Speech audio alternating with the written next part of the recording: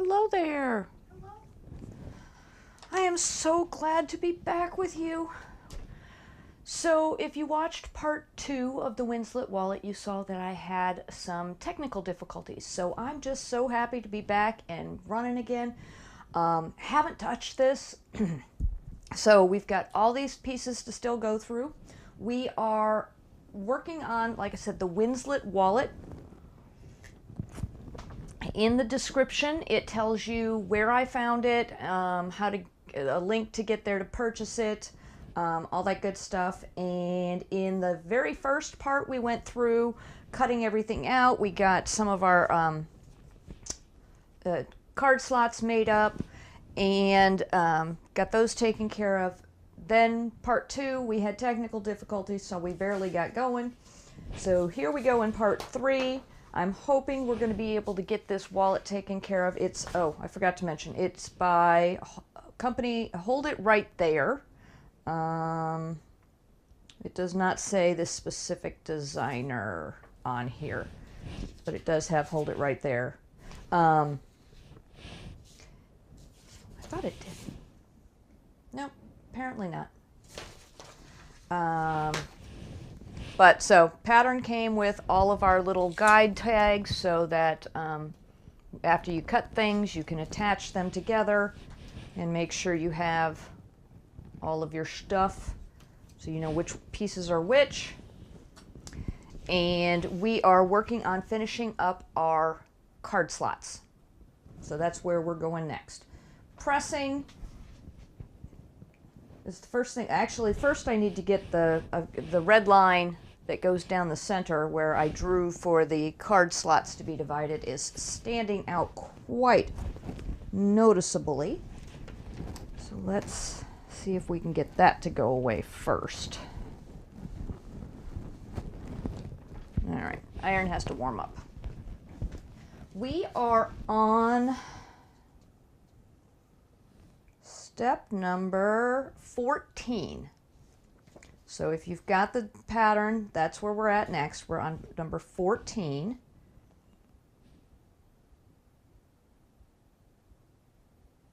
Well, we're finishing 13. So while that warms up, I'm going to start with 14. 14 is for our pen loop. So I've got a piece of elastic here, and I need this to be 2 1/4 pieces long, or 2 1/4 inches long. So I'm going to set it there. 2 1/4. So that takes care of that. Let's put our elastic back in our elastic box. So we have a piece of elastic, 2 1/4 inches. And let's see, how's our iron doing? There we go.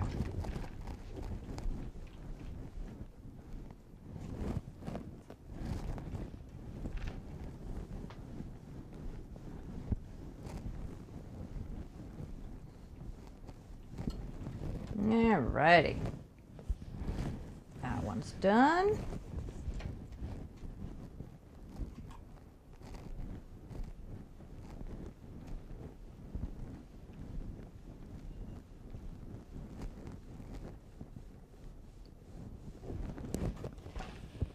And that one's done.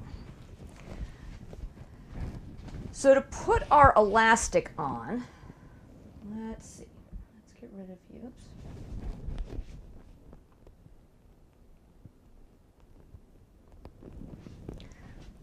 Really simple.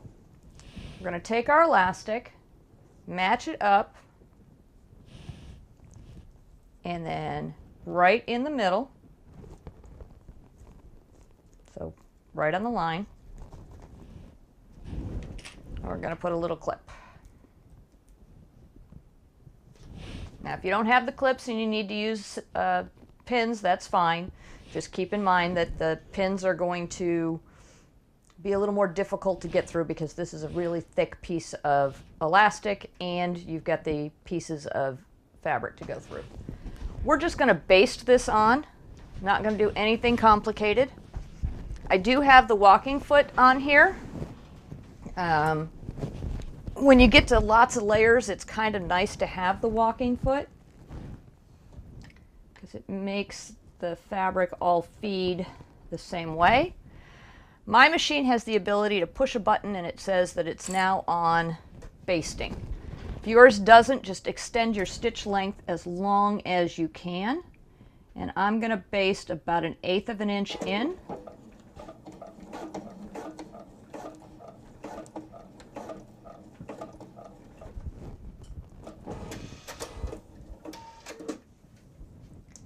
And now it's not going to be moving around.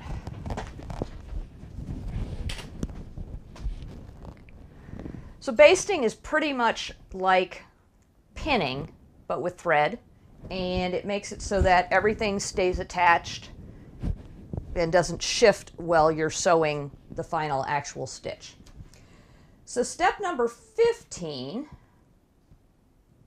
it says to fold the card pocket and slip pocket unit in half along the 8 1/4 inch sides, matching raw edges. Pin using a half inch seam allowance, sew the card pocket and slip pocket unit. And we're only sewing the bottom. So what we're doing is we're taking our pocket and we're folding it in half. And we're matching up the bottom.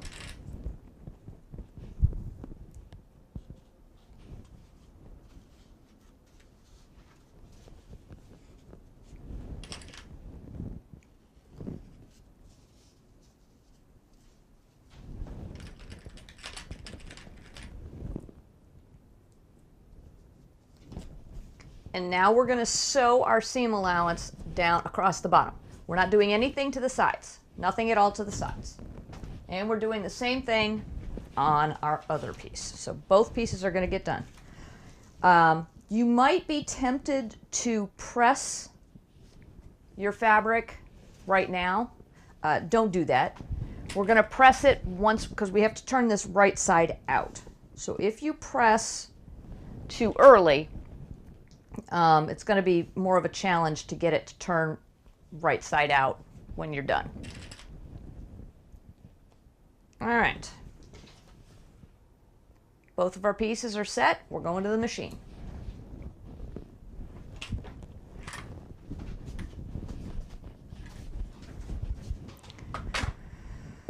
Now remember, I changed my stitch length because I told it to be a basting stitch. I want to go back to my regular length.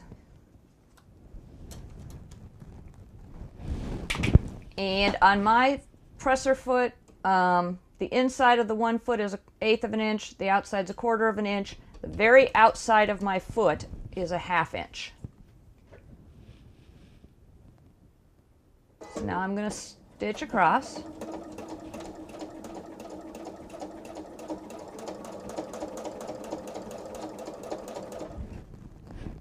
I want my needle to stop in the needle down position. There we go.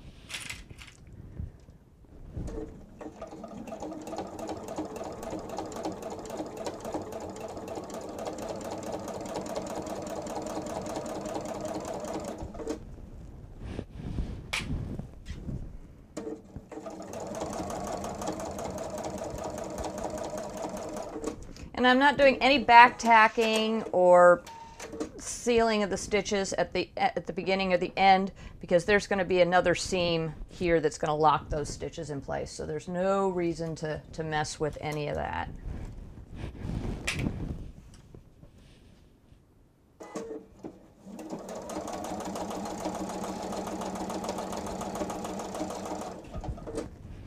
So this is the piece that has the elastic in it. I definitely want to take my time over that.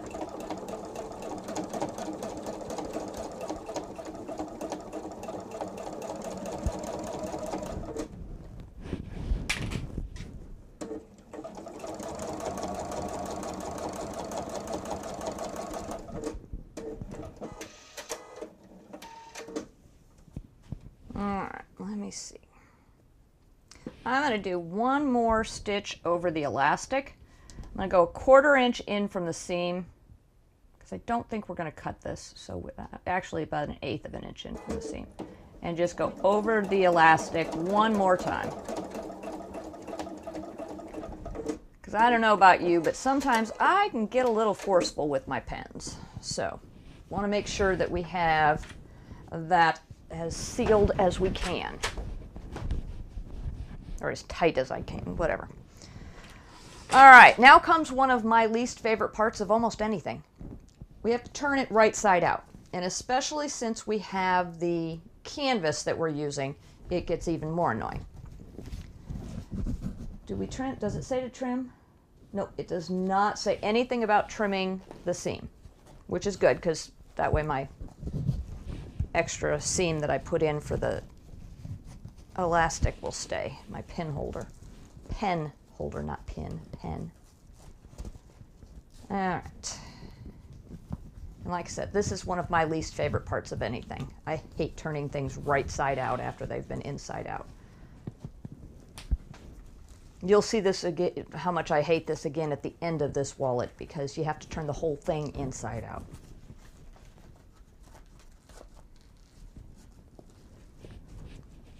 The two bags that I've made that match this little one right here, this little bag, that doesn't need to be turned right side out. And I've got another one down there, a big tote bag, that 10 pocket tote if you want to go check that out. Same fabric. Oh no, I didn't make that one on the video. I used different fabric on the video.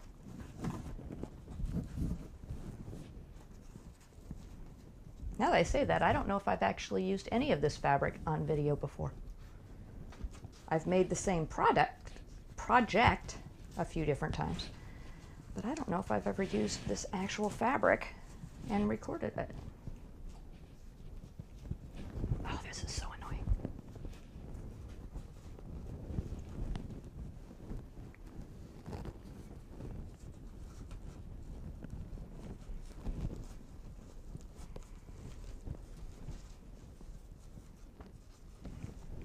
I've got thick interfacing. Well, the canvas doesn't have it. The canvas has medium interfacing on it, so it's just enough. And really, I didn't have to use the interfacing on the canvas. It probably would have been just fine without it.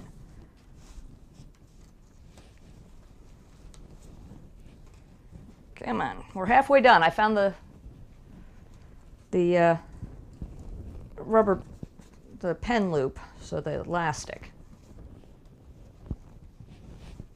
And I did not have colored elastic, but I know they make it. So if you're making one of these and you want to have your elastic match better, I think with this purple and white fabric, it's not going to be a big deal. I'm also using white thread, so it's not a major deal to have the white elastic.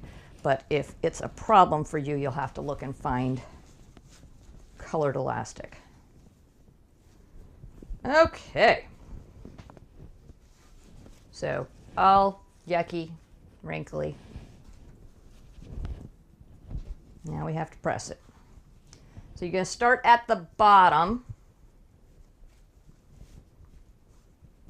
And you kind of want to make sure that let's go here. So we're pressing it down, and you can see how you cannot see the dark purple. So we're going to press it where the light purple is just a little bit out from the dark, so that it does not show through once we get it pressed and attached where it's going to be attached. All right. Press. I'll let you rest for a minute. Multitask. This way, it's pressing nice and hot, getting everything down, and I can start working on the second one because, like I said, just don't like doing it.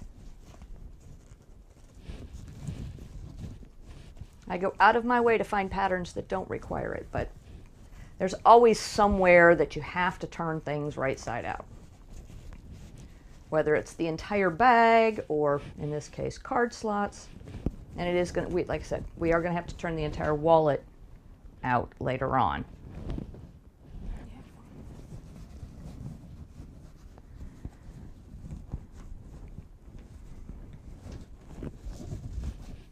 But I have to say, I've made one of these wallets already, and I didn't find turning the entire wallet right side out nearly as annoying as this. This just has a lot of layers to it because of the card slots. Now it looks really nice and it comes out gorgeous. I love the pattern. I love the style, the way they did it. I think it's gorgeous. It's just a personal preference of it annoys me. All right, you're gonna go there for a minute. Let's get the second one done. Come on. I thought I could have the second one done by the time that one got heated up, but no such luck.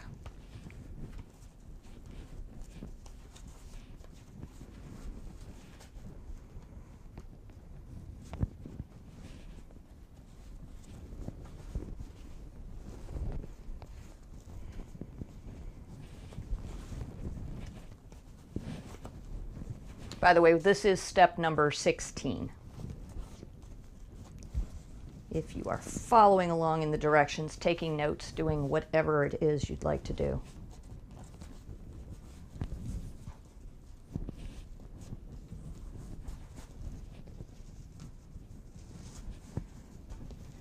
Whew, okay. Finally. Now let's make sure we have our bottom again. Start at the bottom.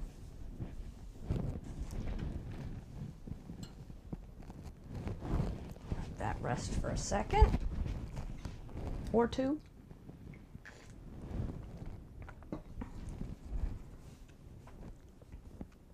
Now, this one came out at a bit of an angle. Here, let me show you. So you'll notice that the area from the top of the purple, dark purple here to the white, or it's not white, it's the light purple cotton fabric. And the distance over here is different. I'm not certain what I did wrong. The pressing looks even.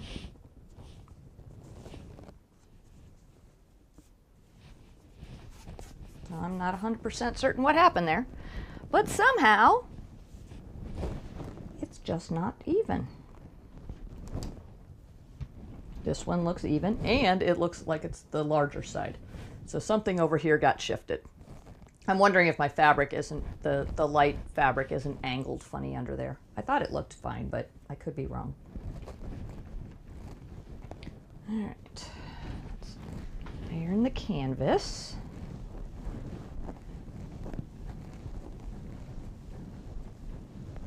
It wants to be challenging here.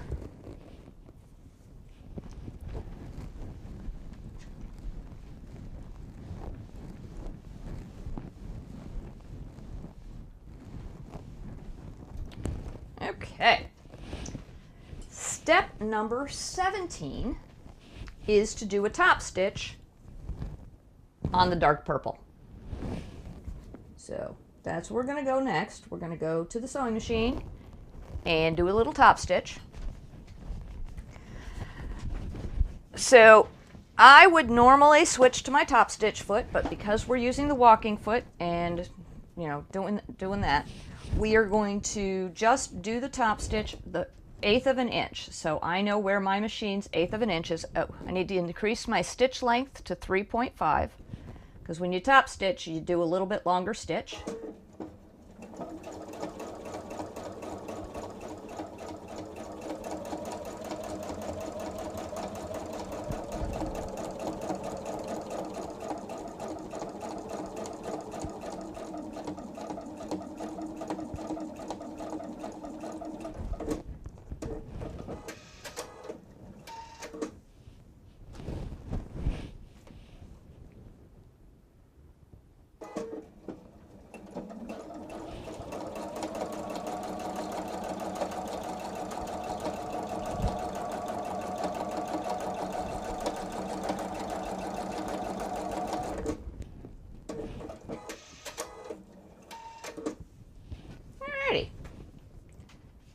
So here you can plainly see what I'm talking about.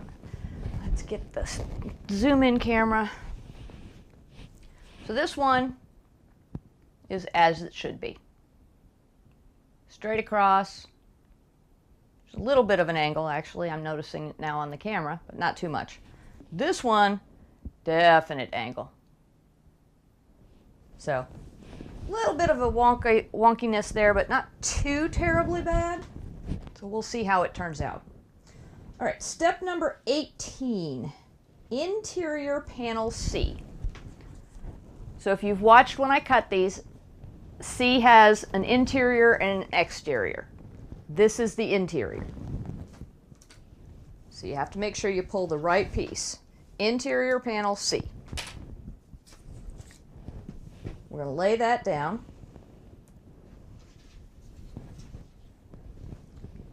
And now we want to measure down 1 inch.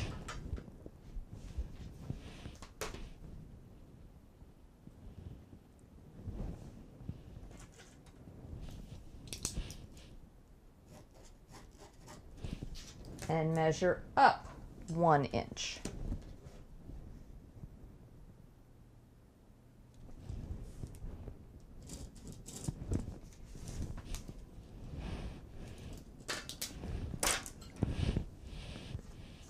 The piece with the elastic goes up on the top. And you line up the top, the dark purple on the top with the line. And the piece without the elastic gets lined up on the bottom. And again, line it up with the line.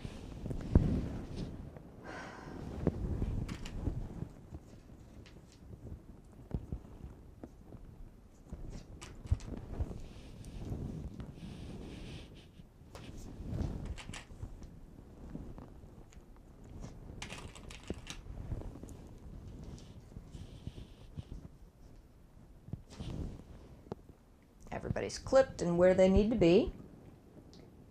All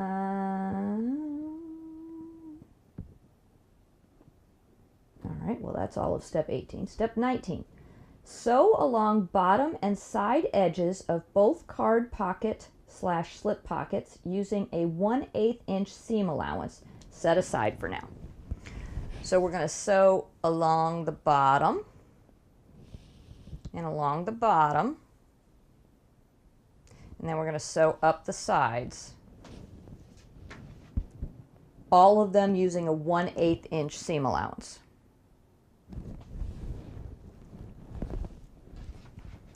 So I am going to leave my machine at the wider stitch length, or longer stitch length, because this is going to be visible, and so it's basically a top stitch.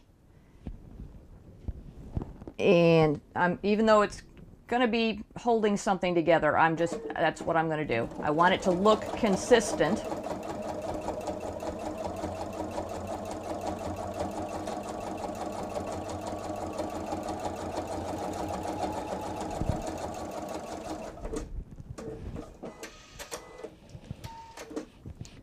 As you see, there's a stitch along here that's 3/5 of, or 3.5 width or length.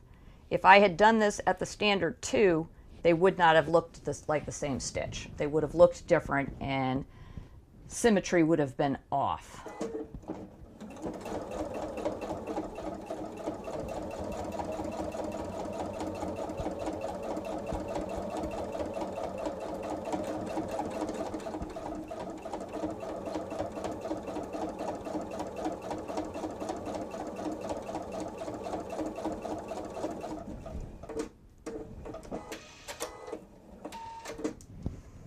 Now I'm going to drop my stitch length back to standard, and I'm going to stitch up the sides. Now, in all honesty, later on, we are going to cut off most of these stitches, but I'm going to do an 1/8 inch seam, standard stitch length, up the side. And you do want to start at the bottom and go up because that's the way the pockets are facing.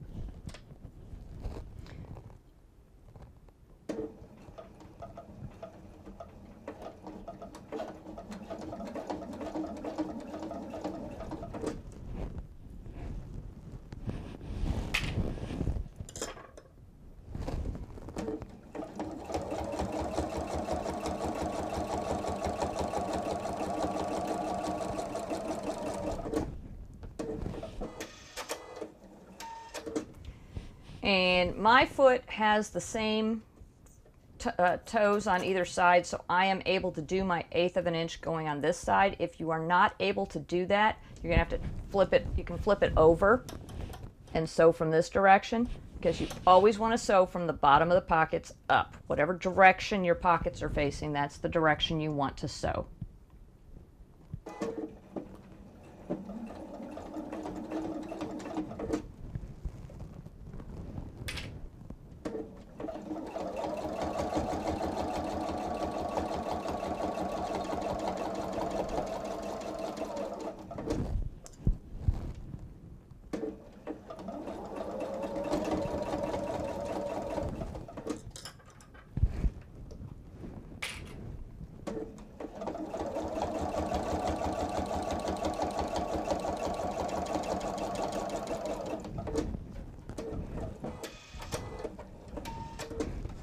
Wonderful.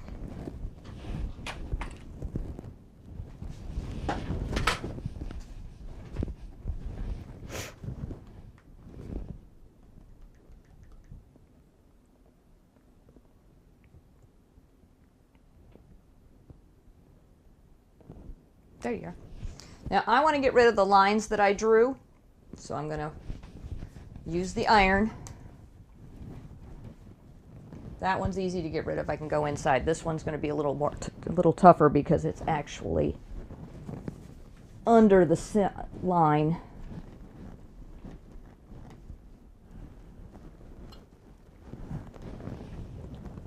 All right, let's see.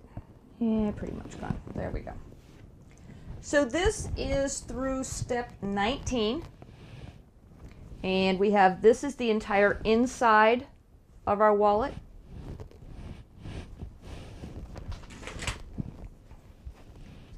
Now we are going to start working on the exterior. So A2, which is our flap interior, and C, which is the same as the C that we just used on the inside, but this is the exterior. And these are both going to get magnets.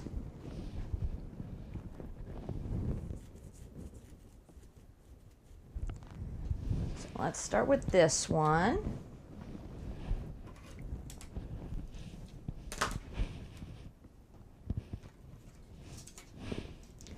We need to go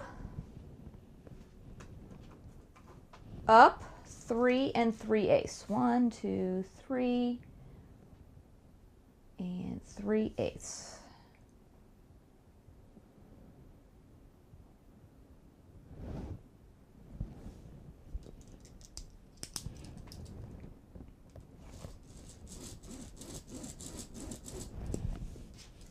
Nice line.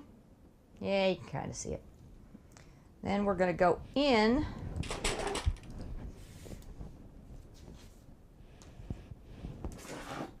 get all the pieces out of the way.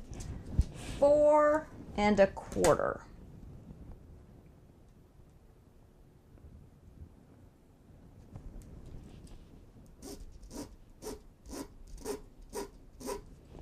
All right. So I have a spot right here. And I did get a new gadget recently that I have not yet used. Actually, with the magnet, I'm not going to use this gadget. No, I'm not. I am wrong. The magnet, didn't I pull a couple of these out? I guess I didn't. So sterling silver is what I'm going to use because that's what I'm using for the pull.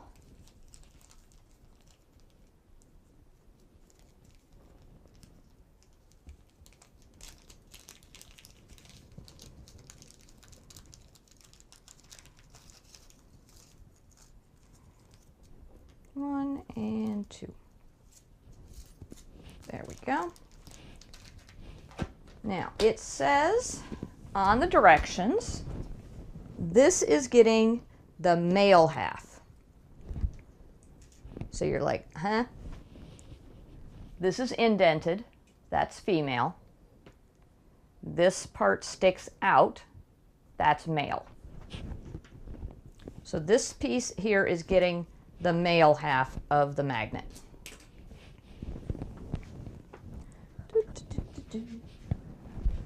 Where is my extra thick? There you are. So I like to use the really thick, heavy interfacing anywhere I put magnets, feet, anything like that. So I need a pin, and right where I made my cross,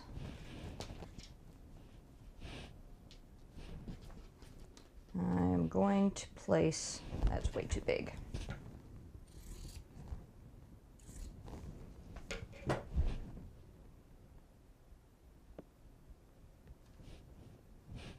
All right.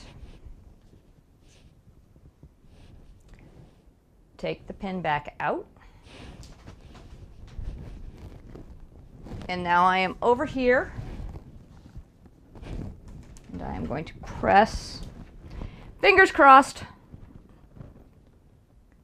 that the canvas is thick enough that I'm not going to get rid of those lines. I think I am. Kind of.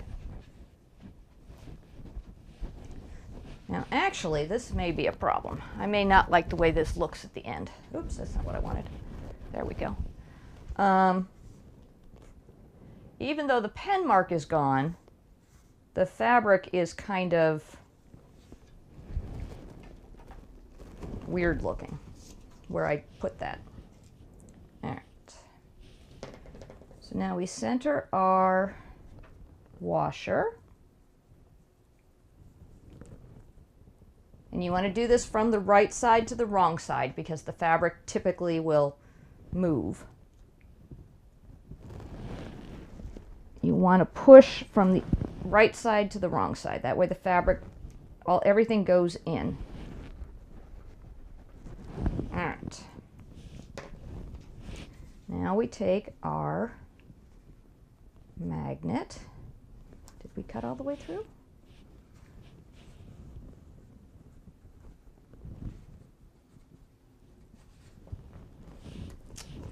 Looks like I didn't cut all the way through. Feels like I am.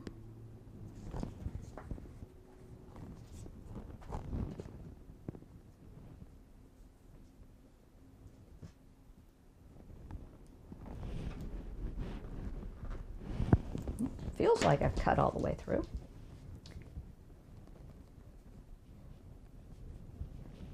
And this gadget is for making buttonholes. If you don't have one, just use your seam ripper. All right, there we go. Okay, so we've put our male part of the magnet through.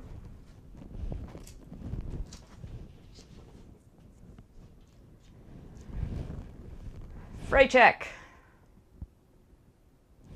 Do not want our magnet pieces escaping or any of the fabric to fray.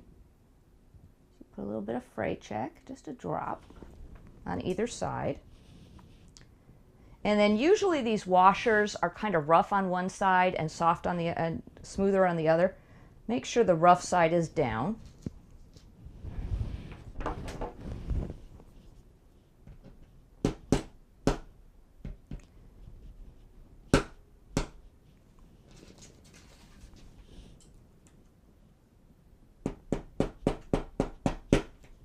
Okay. Come on.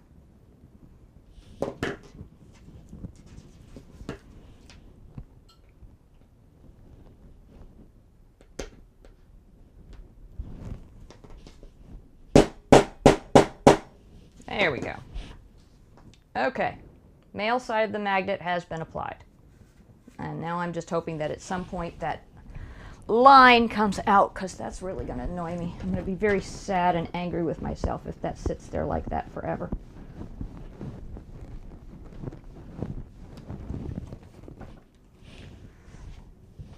Oh, excuse me. Okay. Now we need to look at our piece that's our C piece. I'm going to put our tag back on our A2 piece so that we don't forget which piece it is later on. I'm going to use all of this again, but I hate the fray check. I'm always afraid it's going to go bad. Okay, so now I'm going to do this time from the back side because I don't want to take the chance. Make sure when you do this that, because this piece is, what? Is this the one that's the same size? No, this is not. This is 8.5 by 11. So the 11 is the length, 8.5 across. We're going to measure up 2.5 inches.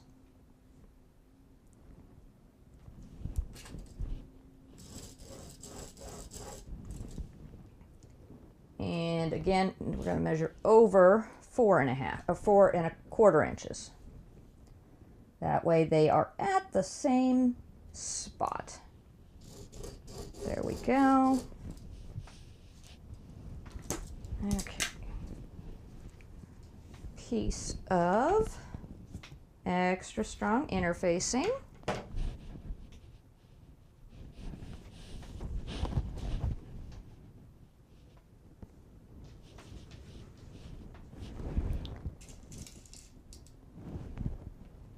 And this time I am going to iron the interfacing on with the pin in place. So if you're using a pin that has plastic on it, this won't work for you. I am using a glass head pin, and this way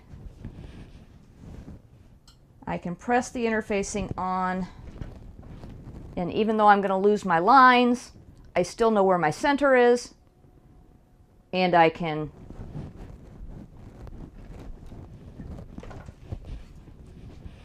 so now the pin is sticking out on the right side, which you can barely see on there. We take our washer again.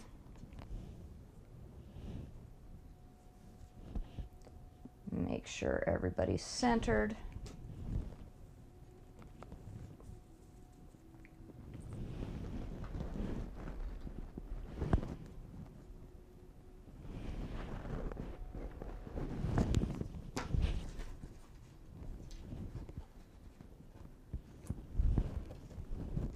We get the female side of the magnet.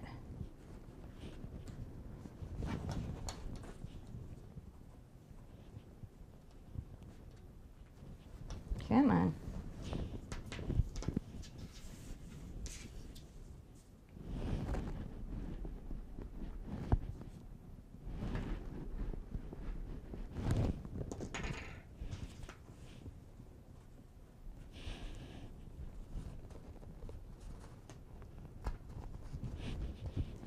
There we go.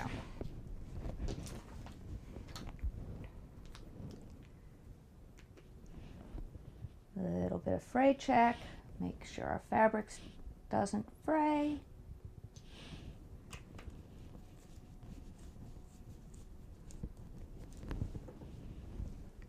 washer with the rough side down towards the interfacing.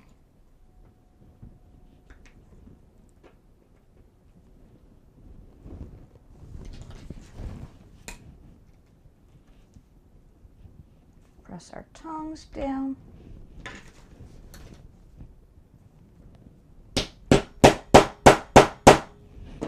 Voila!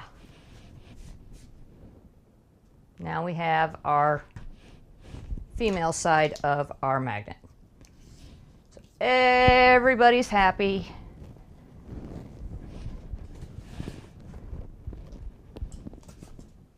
Yeah, I haven't decided if I'm using any rivets in this or not. I've got them sitting there, but I just don't know. Here, let me get that out of the way.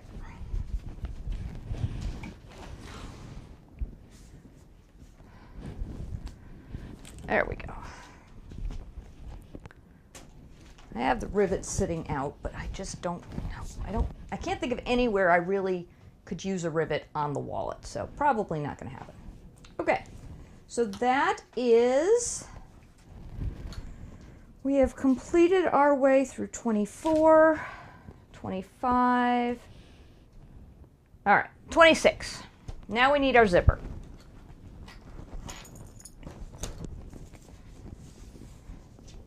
And the zipper needs to be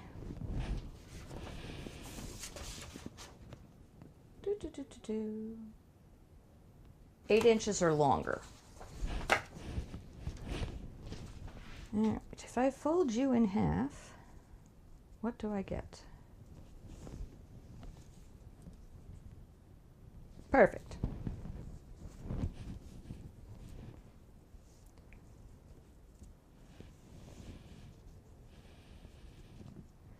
So now I am using a number 5 zipper, which it calls for a 3 or a 4.5.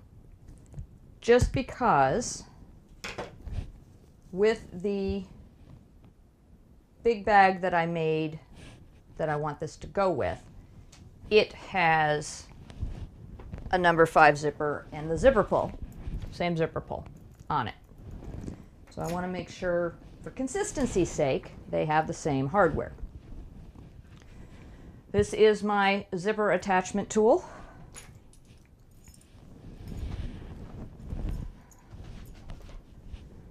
We take this and we have our zipper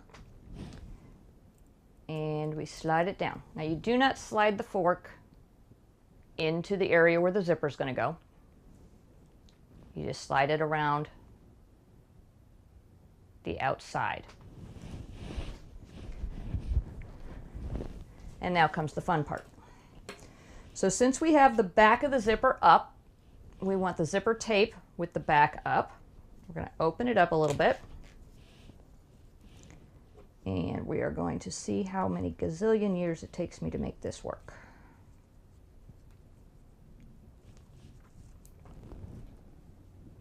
Come on.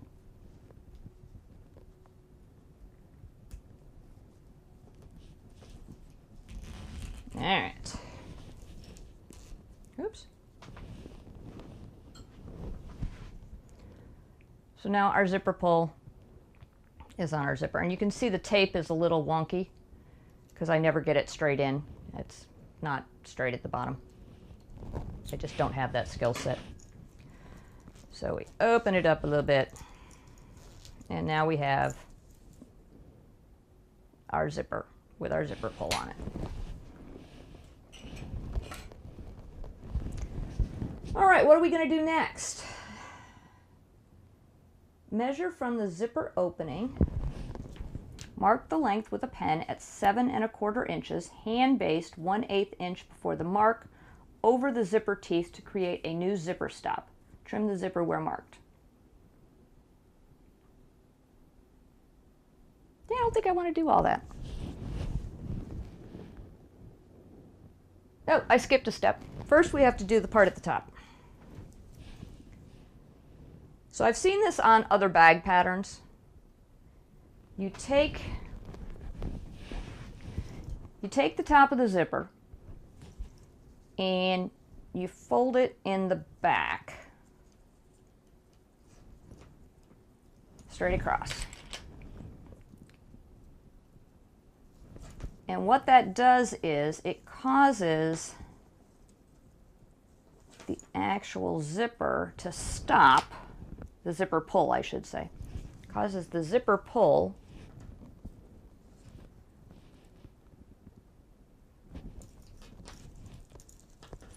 to stop and not go any farther, because you've got the zipper teeth pulled away. So let's sew these down a little bit.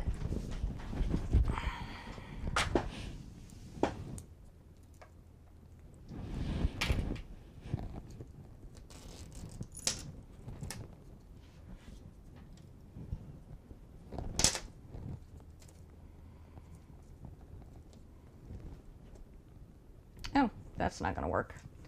We're not going to be able to use our walking foot right now. We are going to have to switch to our standard, or to our zipper foot.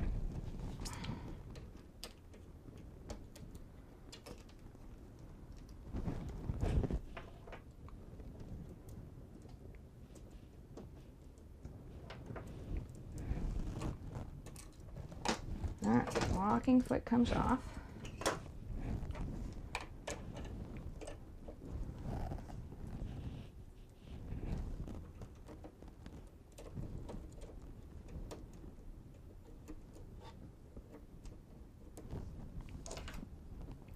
The zipper foot comes on.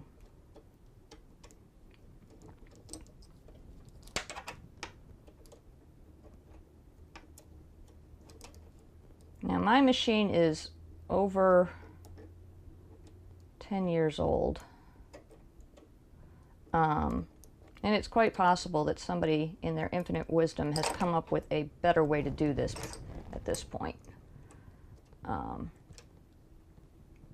Because, yeah, that screw with me being right-handed is just a pain in the royal behind. All right. We need the zipper foot to go this way. And I'm going to move my needle over. And now we sew. So we fold it over 45-degree angle, which just means beside itself. And try to sew it in place so that it stays at a 45-degree angle.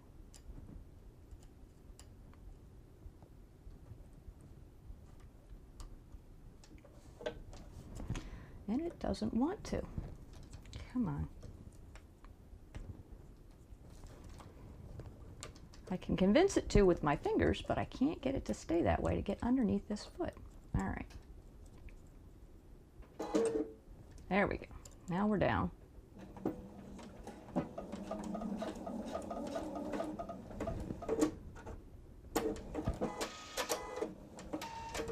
All right. It's not great, but it's where it needs to be. Now we're going to do the same thing on the other side.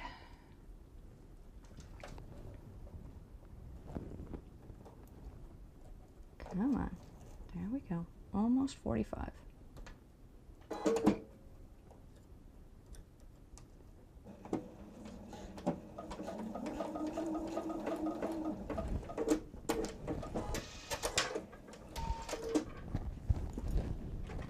All right, you've been looking at from over there going, what in the world? So here it is.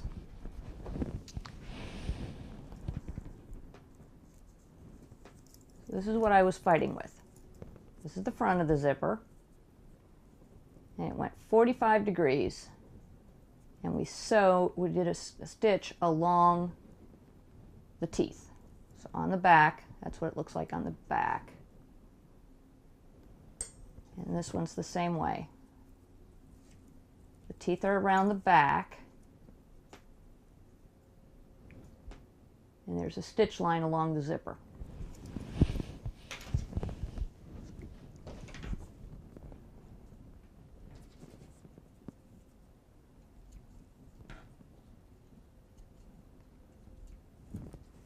And this is going to be enclosed in another seam at some point in time.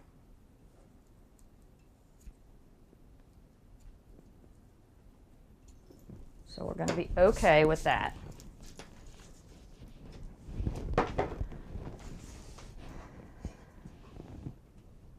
And so now we have our zipper. We pull it, oh. And these sides are going to get put into the seam sideways, so that the zipper pull is going to stop right there. Okay, so now that we've done that, it says next we're going to measure our zipper from our zipper pull to 7 1/4 inches.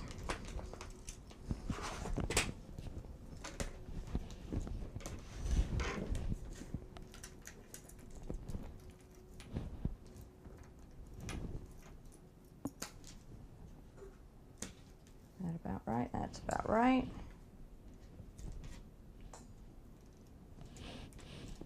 Seven and a quarter. And what they want me to do is hand stitch over the zipper teeth. I am going to use the machine and stitch back and forth a little bit over the zipper teeth.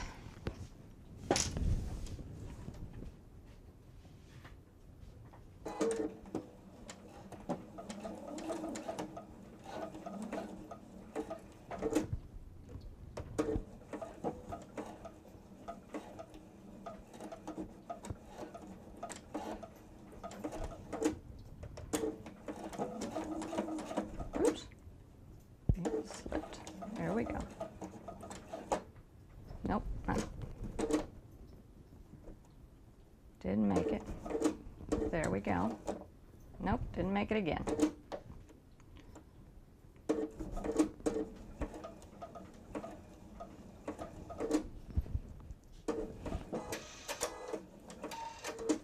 Now, if you are using a metal zipper, that's where those scissors came from. All right. If you are using a zipper that has metal teeth, you're going to want to do all of that by hand. You're not going to want to use the machine to do any of that. For me, my machine can handle it. It had a little bit of a problem at one point, but overall, it's good. All right. Let's go back out here. That was step 27. Step 28. We need our zipper tab. So this is piece F.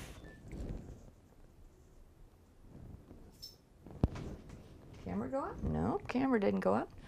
Something made a computer sounding noise. So we are going to take our zipper tab. It is going to go on the bottom of the zipper. We're going to fold it in half once and press it.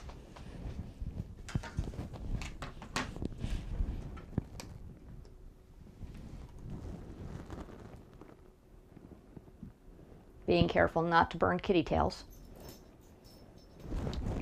Oops, where'd you go? There you are.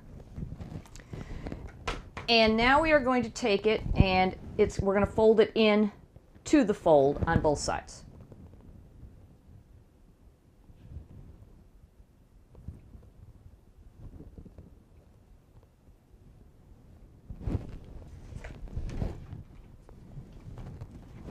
Let that press for a second.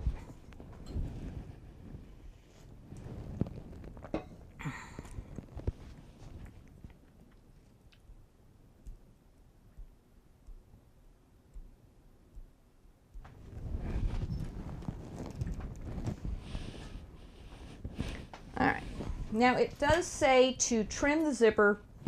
It doesn't tell you how much. It looks like it's 1/8 of an inch from where the 7 mark length, hand based 1/8 inch before the mark. Okay. So I am going to trim this down. Oh, it's over there.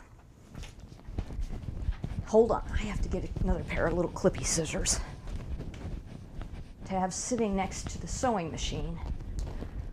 They got moved over the weekend. There we go. All right. My clippy scissors are by the sewing machine, and my big scissors go back over here with us where they need to be. All right, so about 1/8 of an inch from the area that I trimmed.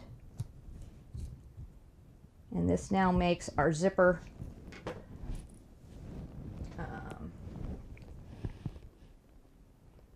nice and straight on the bottom. This is the piece of fabric I told you about. We took it, we folded it in half, pressed it, and then folded both edges in and pressed it. And now we are going to take that and put it on the end of the zipper.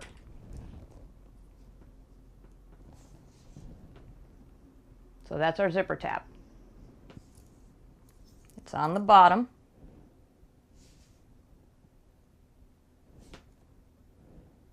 And now we're going to go and sew 1/8 of an inch in from the edges, or edge.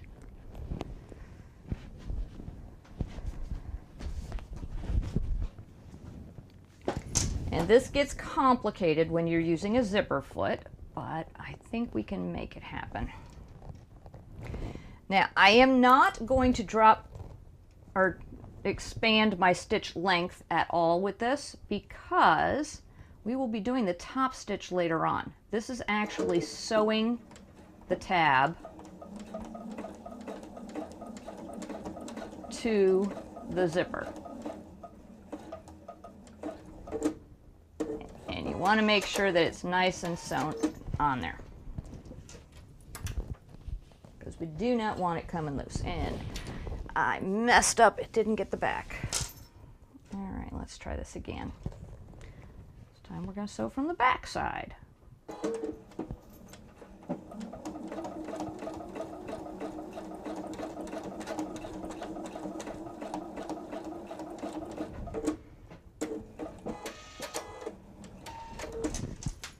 Okay.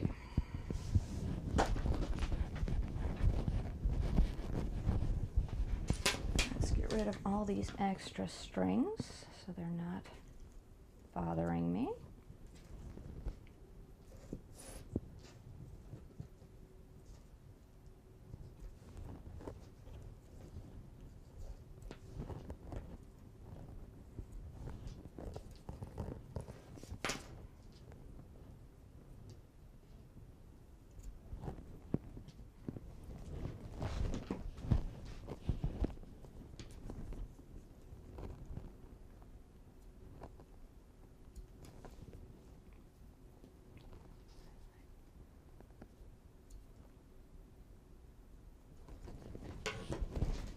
All right, so we actually have 2 seam lines there, because when I did it from the front, it didn't catch the back because the back is lower, as you can see right there.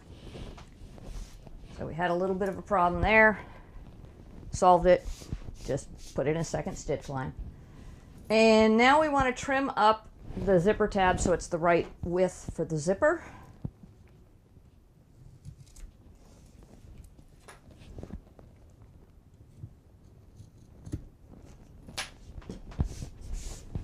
And our zipper is now prepped to go into the next. So locate A1. So A1 is our exterior. And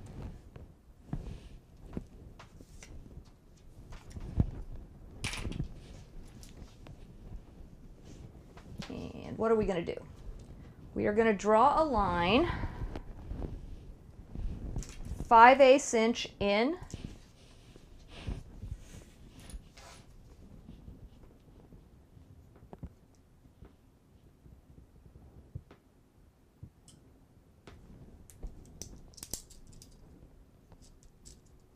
On that side, and 5/8 in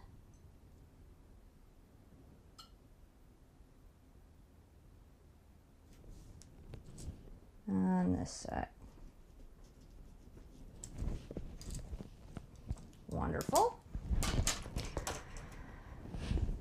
Now we take this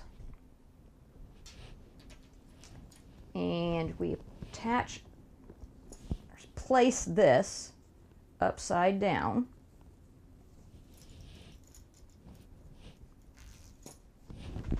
I'm going to get some bigger pins.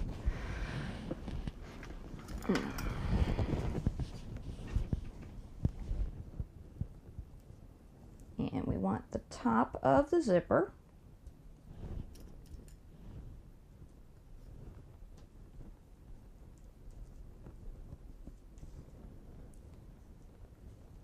So where our fold is, that's where our line is.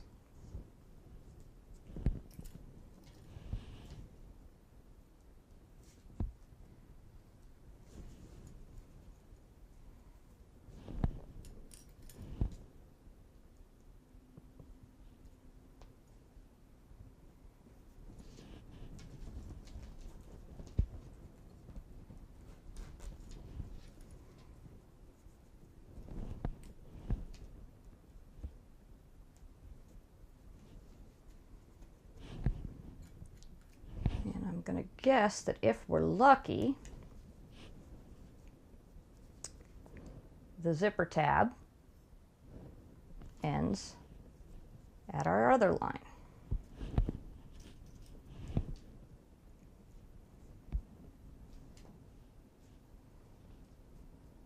And we are lucky. And we are going to start sewing from the zipper tab side around this way, because we want to make sure that it all fits that way. If there's any extra, it's going to go on this side. Does it tell me to baste?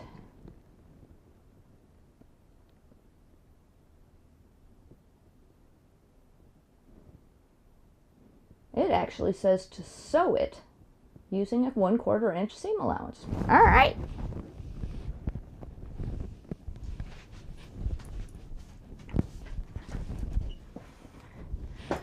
Now comes the fun part. Trying to figure out where 1/4 inch is. Because remember, I've been able to use my walking foot, which has all of the stuff on it, so I know exactly where I'm sewing is the seam allowance I want. So now I need to figure out 1/4 inch is about there. So from my seam teeth to the edge of my fabric is 1/2 inch. So if I sew halfway down the middle, it'll be right where I need to be.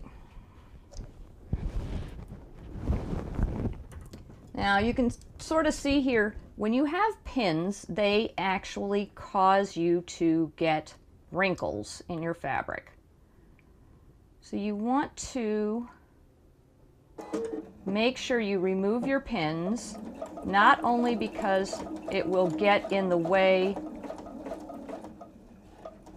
of the needle and potentially break your needle, but also because it wrinkles the fabric, and if you want your fabric to lay flat, you need to make sure that you sew it without the pins underneath making that wrinkle.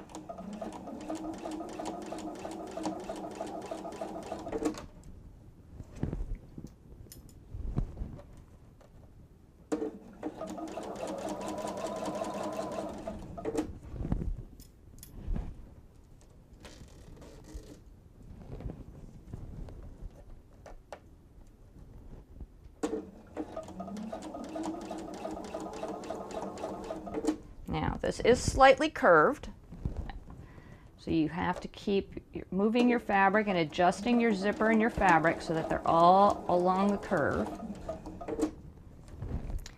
And you do not want to sew past the 5/8 inch mark on your fabric. Otherwise you will end up with a pucker. At least that's what they say in the directions.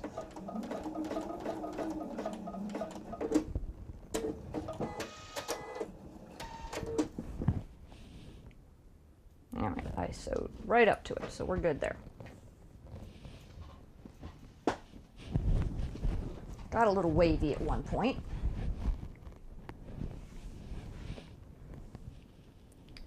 I was doing okay, keeping my 1/4 inch. Got a little further in than I needed to right there, but then went back out, so we'll see.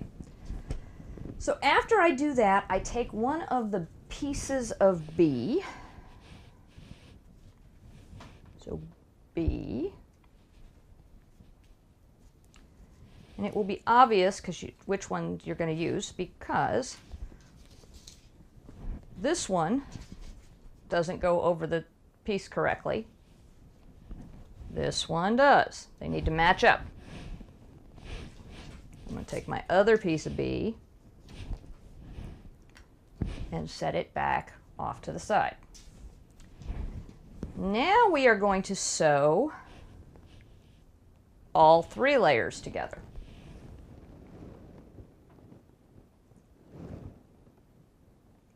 Using a 1/4 inch seam allowance, sew the flap lining to the flap exterior back stitch.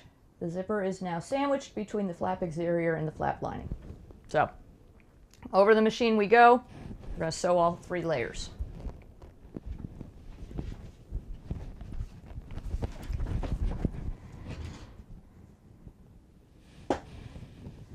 So right now, my zipper pull is at the bottom. I'm going to pull it back up to get it out of the way.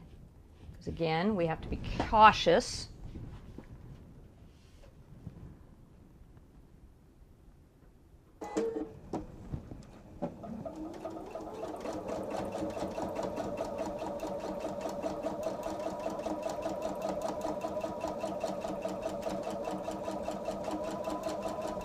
So I'm about halfway up. I'm going to get my zipper pulled back out of the way.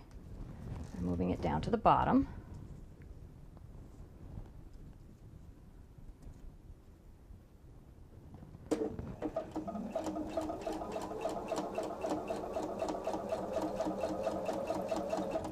And now this time we're going to sew all the way to the end. And we want to make absolutely certain that our little 45-degree portion of our zipper is out of the way. You are going to be sewing over the zipper teeth, so depending upon your machine, again, you may need to do this by hand and hand crank to get over it. It just depends on your machine.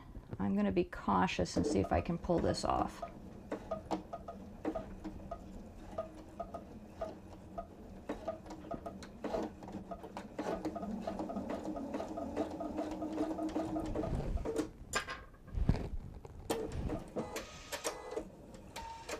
Voila. Now we're kind of not quite a 1/4 inch there. Let's look. Do we have... No, we don't have any other seams showing through, so we should be fine.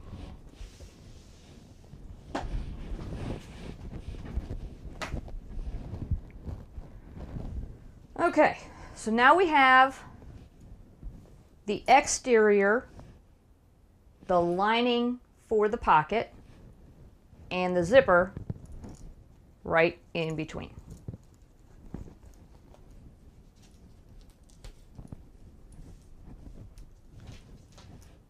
So let's go here. Oops, there we go. You'll see how the zipper now kind of goes into the seam.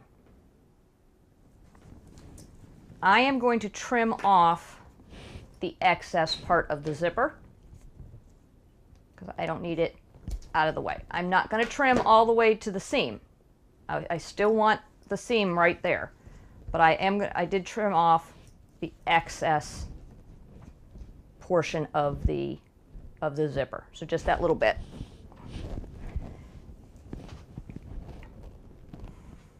Does it say to press now? Yes, it does say to press now. So we want to line up our fabrics and make sure that our lining and our interior or exterior are all nice and lined up and straight.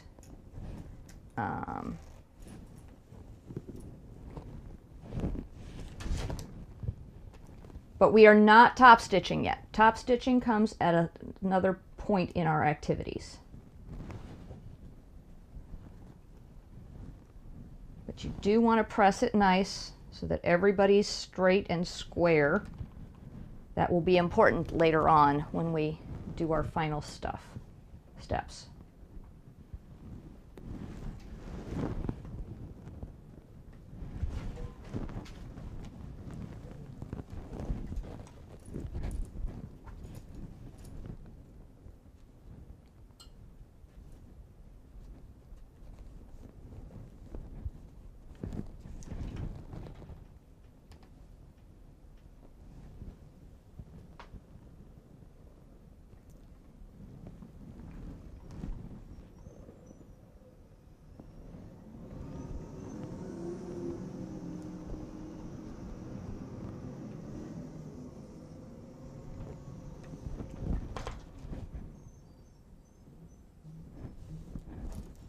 Okay, I think that's good.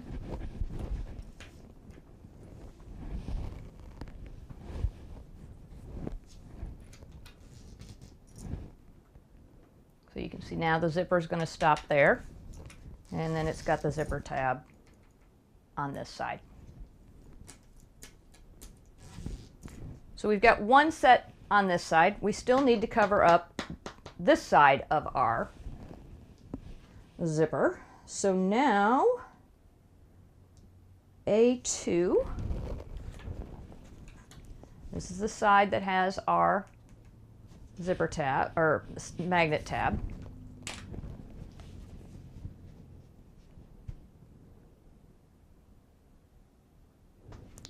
And align everybody up here. So the edges are all even. That's going to tell us where our zipper is going to land. And now that I've switched over to the canvas, I am going to use my clips instead of pins. I just don't feel like fighting with them.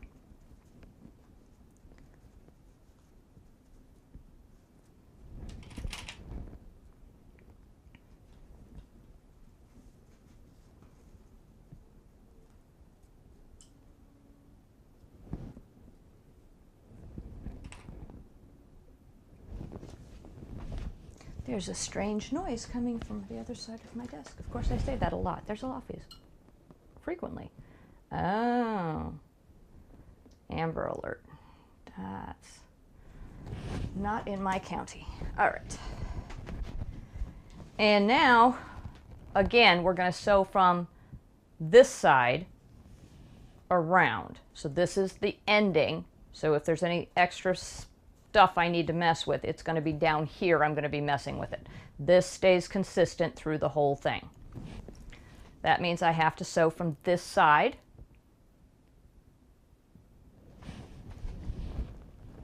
Nope, that's not what I wanted. That's what I wanted. There we go.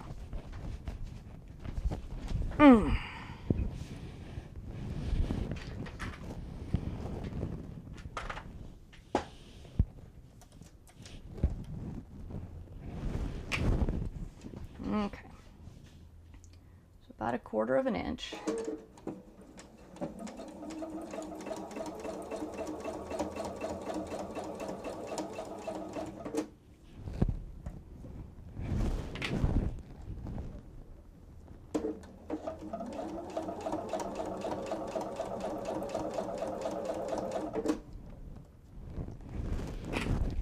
All right, I'm about halfway up, so I'm going to move my zipper pull out of the way.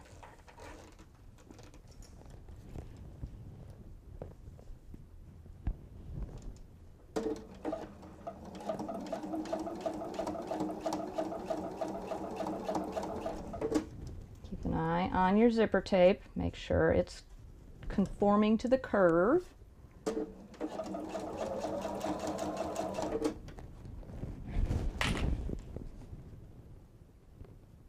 remember, we're not going any further.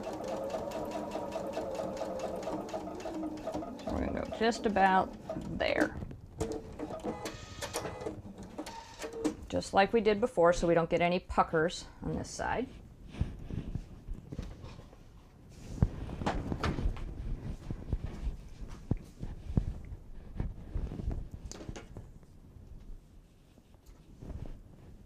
Now you get lots of threads all over the place here, so you have to be careful. Now,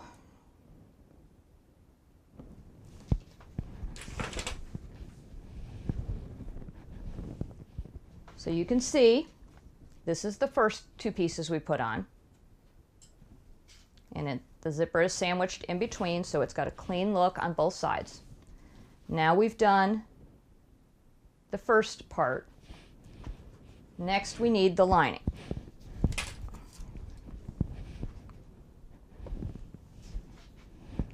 And again, we're going to line everybody up. Now the zipper pull needs to be pulled out of the way again,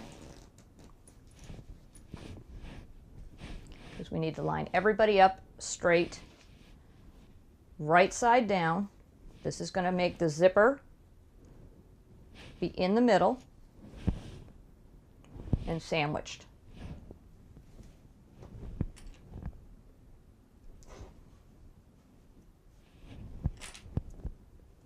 Now remember, our zipper has been attached, so it's doing its little curvy thing like it needs to, and the fabric, you just need to make sure everybody's in the same area.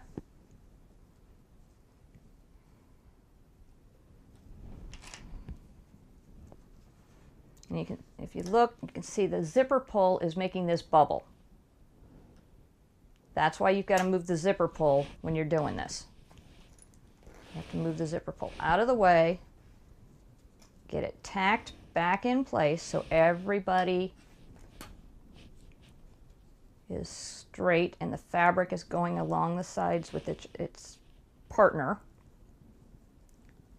And then down here is where our 1/4 inch fold over comes into play. And we're going to tack that down a little bit so we make sure that it doesn't get in our way as we're sewing. Again, we're going to have to sew from the back side.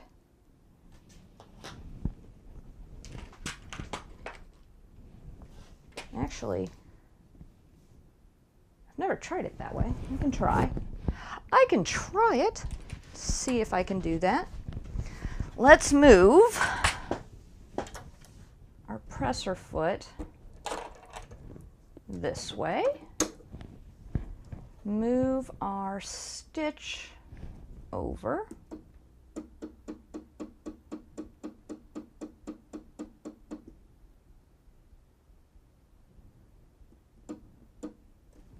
All right, now keeping our fabric straight.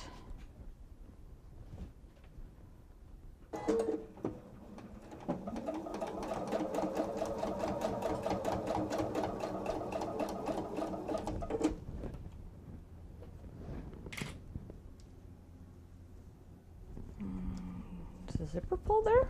Oh, the zipper pull is there. Let's move that out of the way.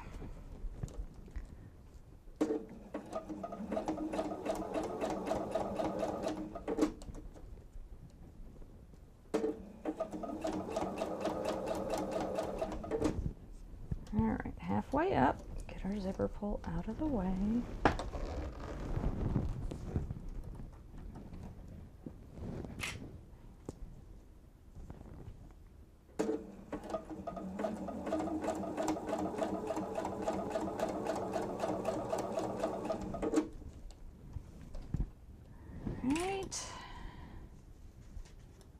Keeping all of our fabric straight, matched up on the edges.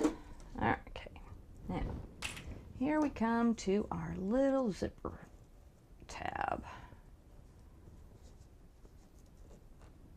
Let's see if we can get over this without making a complete mess of everything.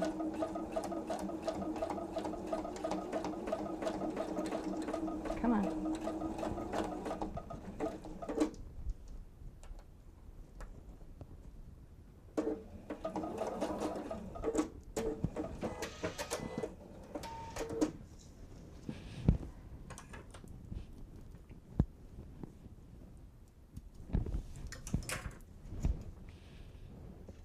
It's pretty much close. Not too bad. All right, so now we have our original piece sandwiched between our two new pieces, and our two new pieces need to fold out, and now they need to get pressed just like the other pieces did.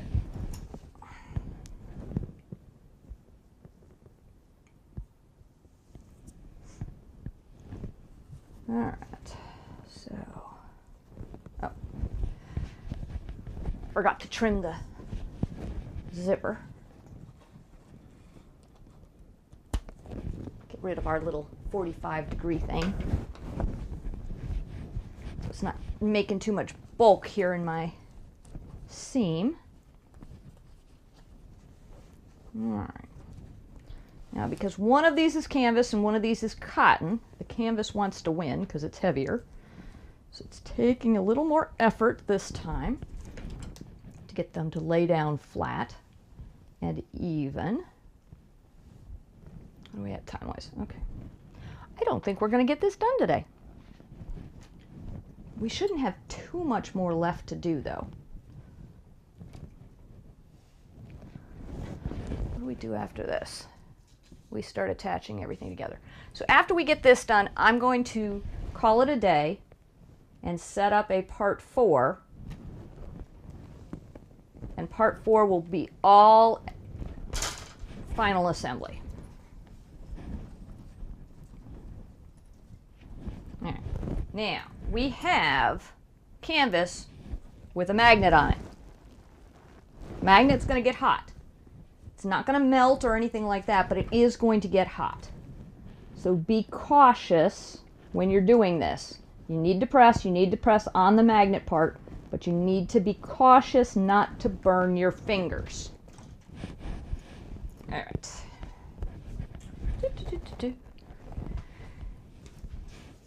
Here we go. So this is the top of our wallet. This is going to be our pocket at the top. So this part in here is the lining. This is the interior of the pocket. This will be folded down over our card slots, and this will be displayed on the front of the wallet. So if you have an embroidery machine or anything, or you want to hand embroider, this would be where you'd put name, embroidery for initials or whatever. We're going to unzip this and lay it back down, because the next step we have to do is the top stitch. So we are going to top stitch along the edge. Then we are going to top stitch over the tab. Then we are going to do the top stitch up the other side. This is the right side of the fabric, so I like to do it from the right side of the fabric so I see how the stitching is going. This part is going to be inside the pocket. Very rarely is anyone going to see this particular part of the wallet, or even if they do see it, they're not going to pay much attention to it. So this is step number 37.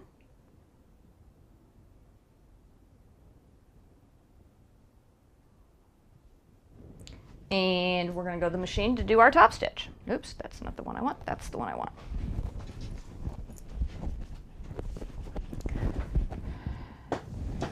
Okay, so we're going to move our zipper foot back over here, which is the way I'm used to doing it. It worked the other way. I had never tried that before.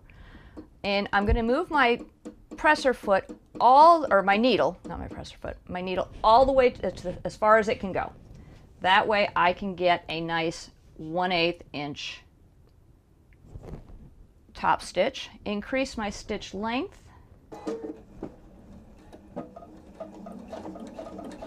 Come on. Oh, you silly machine.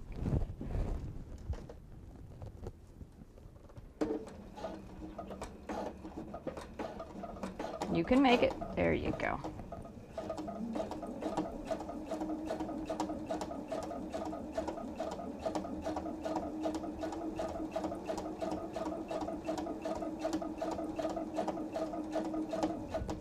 All right, so I'm about halfway down.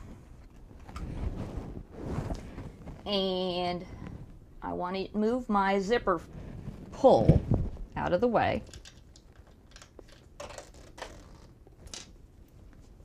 But I want to make sure everybody's still laying flat, so you don't want to go too far up. Otherwise, you're just going to end up with a wavy top stitch.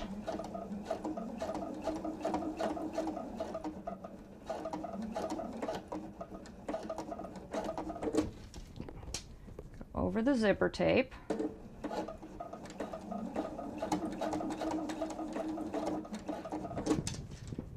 Now we're going to go back up. And there is a tricky part here. We are going to have to go over the magnet. And the zipper foot is big on one side so that it can hold down the fabric. But that causes it to have lots of space over here. So it's going to take some slow work on our part to get over it correctly.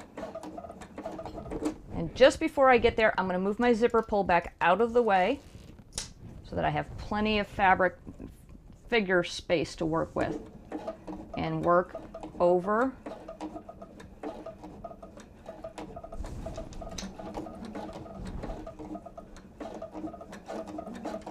and make sure everybody stays flat and out of the way.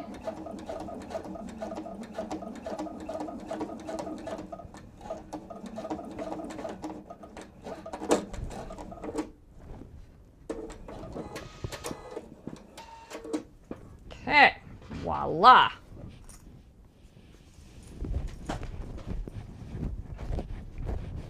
I have to say, unless something happens between now and the next time, I am going to be upset. So this is going to be the top of our wallet.